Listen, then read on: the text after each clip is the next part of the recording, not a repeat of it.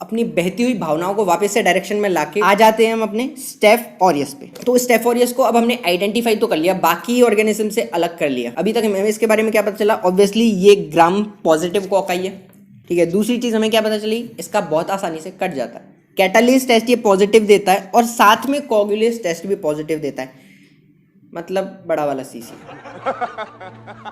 और यही चीज इसको औरों से अलग बनाती है।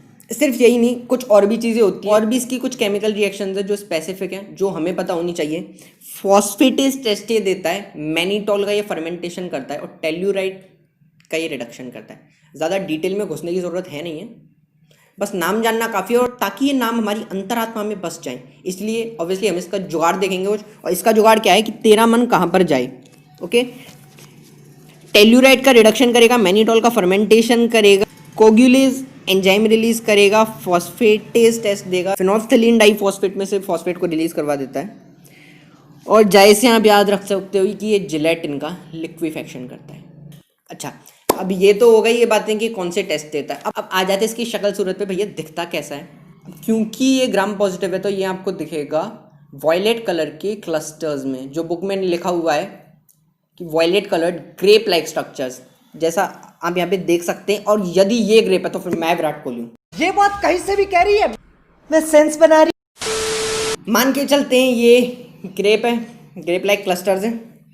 बट इम्पॉर्टेंट क्या है कि जब हम स्टेफाइलोकोकस को ग्रो करते हैं न्यूट्रिएंट आकार में, मुझे नहीं पता क्यों करते, बस करते हैं, तो वहाँ पे ये गोल्डन येलो कलर का एक पिगमेंट रिलीज करता है, जिसकी वजह से ये चमकता है, पीला पीला कलर का दिखता है। और यदि फिर भी आपको इसकी चमक पसंद नहीं आए तो आप न्यूट्रिएंट आकार में थोड़ा सा मिल्क ऐड कर सकते हो।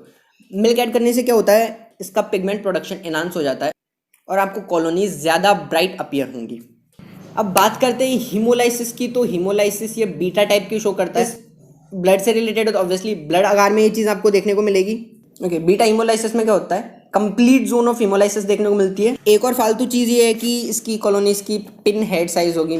अब यार कौन जम्मू लैब में पिन लेके जाएगा आगे बढ़ते हैं। इसके लिए जो सेलेक्टिव मीडिया है, बेस्ट सेलेक्टिव मीडिया, वो है मैनीटॉल साल्ट अगार। सेलेक्टिव मीडिया मीन्स भेदभाव होगा, सिर्फ स्टेफ की ग्रोथ होगी, बाकी ऑर्गेनिजम्स को इनहिबिट कर देगा।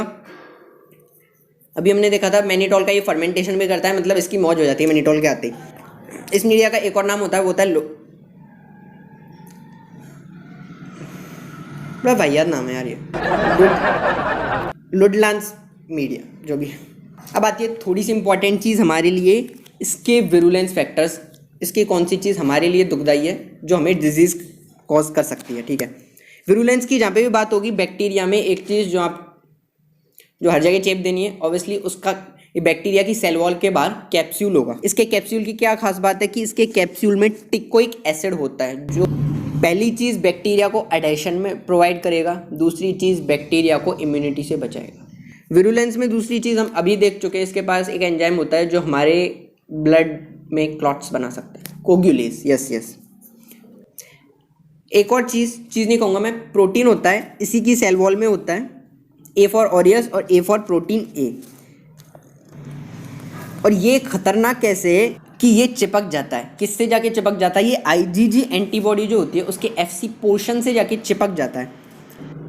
इसके अलावा ये हमारी प्लेटलेट्स को भी डैमेज कर देता है।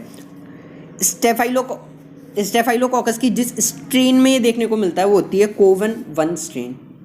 आगे जो विरुलेंस फैक्टर्स हैं, टॉक्सिन्स की हम बात कर लेते हैं। सबसे पहले जो आप देखेंगे, हीमोलाइसिन्स। नाम बहुत ही ज़्यादा सिंपल है, अल्फा बीटा गामा डेल्टा। ज़्यादा जानना ज़रूरी है नहीं, बस इतना जानना काफ़ी है कि अल्फा हीमोलाइसिन बेसिकली हमारा काट देता है। वो कैसे काटता है, ये एक पैराडॉक्सिकल एक्शन शो करता है। होता क्या है कि इसको किसी भी प्रोटीन की तरह इसको भी जब हीट किया जाता है तो इनएक्टिव हो जाता है at temperature of 70 degree Celsius. But यदि इसको और हीट किया जाए और टेम्परेचर पहुंचा दिया जाए 100 डिग्री सेल्सियस पर, तो ये पता नहीं कौन सी जादुई शक्ति लाता है और वापस से एक्टिवेट हो जाता है। अच्छा, इसका तो फिर भी ठीक है, बीटा तो हद्दी होती है, मचा देता है। इसमें भी एक चीज़ आपको देखने को मिलती है, जैसे हम नाम देते हैं हॉट एंड कोल्ड फिनोमेना। इसकी एक्टिविटी स्टार्ट होती है टेम्परेचर ऑफ 37 डिग्री सेल्सियस। इसका मतलब ये कहता है कि मैं इससे नीचे काम नहीं करूँगा, यही सोच के इसको रखा गया कोल्ड टेम्परेचर पे। लेकिन इसको जब टेम्परेचर मिल गया बहुत ही ज़्यादा कोल्ड, लेट मी से 4 डिग्री सेल्सियस या फिर उससे कम, तो पता नहीं इसमें जाने कहाँ से शक्तियाँ आ गई और इसकी एक्टिविटी सडनली बहुत ज़्यादा इंक्रीज हो जाती है। मीन्स आरबीसी का लाइसेंस बहुत ज़्यादा बढ़ जाता है। दोबारा जादू।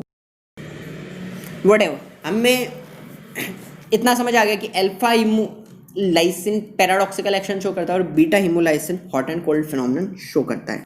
हीमोलाइसिन के बाद एक और टॉक्सिन हम देख लेते हैं, बहुत ही ज़्यादा इजी है, नाम होता है इसका ल्यूकोसाइड। नाम से पता चल रहा है ल्यूकोसाइड्स की बैंड बजाएगा।